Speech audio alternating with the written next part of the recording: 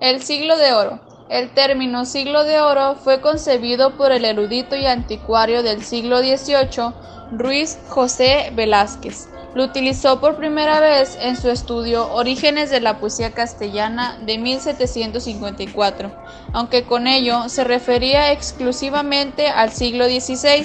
Luego, al término se amplió para nombrar a todo el periodo de los siglos XVI y XVII. Teatro del siglo de oro. Se conoce por teatro español del siglo de oro o bien teatro auro-español a la gran producción teatral comprendida durante los siglos XVI y XVII en los dominios tanto peninsulares como de ultramar, que conformaban la corona española. Este extenso periodo, que abarcaba más de un siglo, se le considera uno de los más fructíferos debido a que vio nacer a algunos de los dramaturgos españoles más conocidos y universales, como son Lope de Vega, Calderón de la Barca, Tirso de Molina, Agustín Moreto y Juan Ruiz de Alarcón. Características. El teatro del siglo de oro se distingue por ser un tipo de representación que no seguía los cánones aristotélicos. Gran parte de su producción estaba escrita en verso y se ponían en escena en unos recintos conocidos popularmente como corrales de comedia, con muy pocos medios escenográficos y lumínicos, por compañías profesionales compuestas tanto por actores como por actrices. El teatro del siglo de oro mezclaba características de lo trágico como lo cómico. Había un hecho serio, por ejemplo una muerte, alternando con momentos graciosos. De hecho, personajes como el criado era el encargado de poner la nota cómica en muchas de estas obras. El siglo de oro español es un periodo histórico en que florecieron el arte y las letras. El siglo de oro es uno de los periodos literarios más ricos en España. A pesar de su nombre, consiste en realidad en dos siglos. Se ha establecido como parámetro de inicio la publicación de gramática castellana de Antonio de Nebrija en 1492 y también la llegada de Colón a América, y como su fin con la muerte del dramaturgo Pedro Calderón de la Barca en 1681. A nivel histórico y social, es una época marcada por el apogeo del Imperio Español, las guerras religiosas, la contrarreforma, la recesión económica y el estancamiento social. A continuación, encontrar las características principales de este rico periodo literario en la lengua española.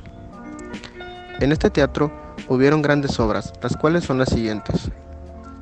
Don Quijote de la Mancha es la obra maestra de Cervantes y la más célebre de la literatura española, al igual que Lazarillo de Tormes, La vida es un sueño, La Celestina, Fuente Ovejuna e Inundación Castálida. Lugares de presentación.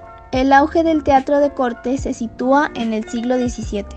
A principios de este siglo, la corte desarrolla un modelo de teatro que integra algunos aspectos del corral y la influencia decisiva del modelo italiano.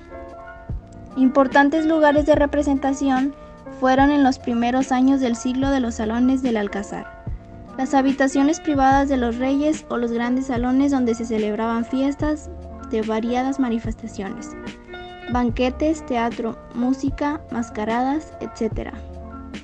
En especial el llamado Salón Dorado, lugar privilegiado para las fiestas teatrales del palacio.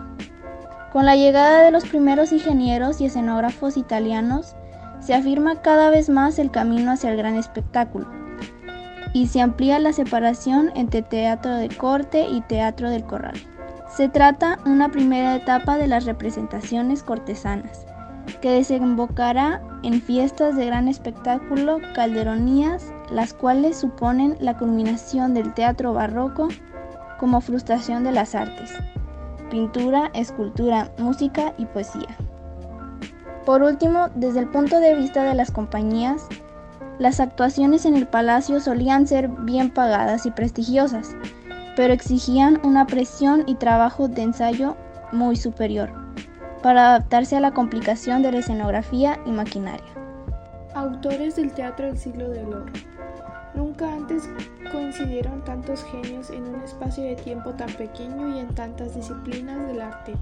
Del Renacimiento del siglo XVI al Barroco del siglo XVII nacieron y murieron Lope, Tirso, Calderón, Rojas Zorrilla, Valdés de Guevara, Guillén de Castro, Ruiz de Alarcón, Noretos, Solís, Vance, Cervantes, Gonra, Quevedo, Gracián, San Juan de Cruz, Garcilaso, Fray Luis de León, El Greco, Velázquez, Murillo, Rivera, Zurbarán, Juan de la Encina, Alonso Gano, Gil de Ontañón.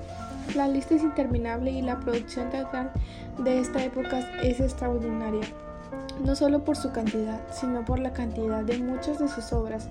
La figura de Lope de la Vega destaca en su tiempo. Más de 1500 piezas teatrales confesadas atestiguan una inspiración fuera de toda medida. La presente selección de autores al abrigo de un tiempo que iluminó y sirvió de referencia al resto del mundo. Representa la esencia de nuestro patrimonio cultural. Y bueno chicos, ahora pasaremos a la actividad. Tú tranquilo y tómalo con calma.